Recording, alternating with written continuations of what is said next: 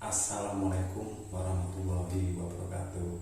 Ketemu lagi teman-teman di channel saya ya, di Sekolah Housekeeping Channel. Perkenalkan, saya Kurniawan. Oke teman-teman, di channel saya ini emang sengaja tidak saya bikin intro ya.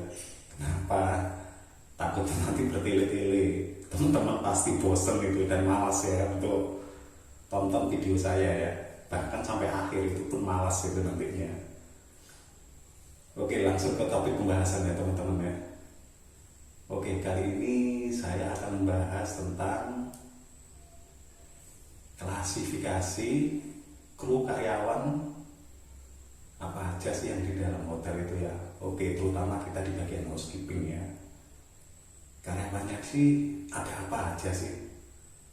Oke, yang pertama karyawan outsourcing. Apa sih yang dimaksud dengan karyawan outsourcing itu? Ada yang tahu nggak teman-teman? Karyawan outsourcing adalah karyawan yang bisa dikatakan gajinya jauh lebih murah lah, karena ada suatu PT atau CV ya teman-teman ya, itu memasukkan di dalam hotel dan ada kerjasama di dalamnya. Dan yang nyupli sih yang pasti tenaga housekeepingnya, yang nyupli dari pihak CV-nya atau PT-nya, dan masuknya ke karyawan. Gajinya jauh lebih rendah itu ketemunya ya. Bisa paham ya teman-teman ya dari sini ya. Yang pertama karyawan outsourcing, dan yang kedua karyawan daily worker atau bisa yang disingkat DW atau pekerja harian. Dan sistem pengupahannya berdasarkan kalau dia masuk ya digaji ya, andai kata gajinya 100.000 misalnya, ya gajinya ya 100.000 pokoknya per harinya. Jadi 100.000 dikalikan sejumlah berapa kali masuknya itu. Bisa dipahami ya teman-teman ya. Oke, yang ketiga adalah staff atau karyawan kontrak ya.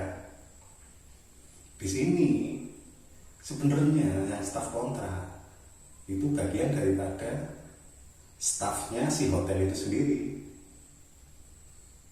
tetapi dia pakai sistem kontrak. Dan jauh lebih pintarnya untuk hotel-hotel sekarang ya, atau apartemen, dia pakai sistem, kebanyakan pakai sistem kontrak gitu. Dengan harapan apa sih? Andai kata si karyawannya ini dalam tempo durasi 1 tahunnya ini kinerjanya turun dari pihak hotel, terutama bagian HRD ya, Human Resources Department, yang mengurusi tentang kekaryawanan ya. Andai kata dalam 1 tahun teman-teman ini kinerjanya nggak bagus, atau bisa dikatakan jam datangnya udah telatan, terus ada pelanggaran-pelanggaran lainnya, atau merokok di area kerja, atau di dalam HP sama supervisor kalian, apa ya, ketemuan kalian mainan handphone, itu juga pantangan, itu kartu merah di dalam kerja itu ya. Apalagi kalian main game, itu bisa pelanggaran kartu merah dan bisa di-cut sewaktu-waktu gitu. Staf kontrak atau karyawan kontrak, kalau kualitasnya kalian turun, itu pasti bisa di-cut dan bisa diberhentikan. Bahkan sebelum kontrak itu pun bisa di-cut kalau memang benar-benar udah nggak bisa termaafkan kesalahannya kalian ya, itu ya, itu bisa diputus tiba-tiba. Oke, yang keberapa ini tadi? Yang keempat ya ini ya, staf permanen atau bisa dikatakan karyawan tetapnya dari si pihak hotel itu sendiri ya, tanpa ada campur tangan outsourcing atau kerja harian atau lainnya tadi ya yang saya sebutkan tadi. Jadi yang namanya staf permanen ini benar-benar orang yang berkualitas ini ya. Dan kemampuannya udah nggak diragukan lagi. Di dalam area ini pasti bisa dijadikan sebagai sosok leadernya ini kalau di dalam housekeeping. Leader dari suatu bagian ya. Bagian housekeeping tentunya ya. Staf permanennya ini yang mengatur ini. Andai kata contoh, oke, dari pihak si supervisornya menugaskan untuk pembersihan ini, itu, atau lain sebagainya, itu pasti ngomongnya ke staf permanennya. Dan yang staf kontrak atau yang harian atau yang outsourcing itu sebenarnya mendengarkan semuanya, tapi yang lebih memimpin staf permanennya itu atau pekerja tetapnya dari suatu hotelnya itu memang dia udah dipilih dari pihak hotel karena kualitasnya, mungkin dari pengalamannya yang lebih, kinerjanya bagus, skillnya juga bagus, attitude-nya juga bagus. Itu ya salah satunya ya kenapa dari suatu hotel memilih staf itu bisa dimasukkan ke staf permanen ya. Buat teman-teman pemula nggak usah bersedih hati, nikmatin prosesnya, selalu belajar dan belajar ya. Insya Allah kalian pasti bisa masuk kok di hotel-hotel yang berbintang ya.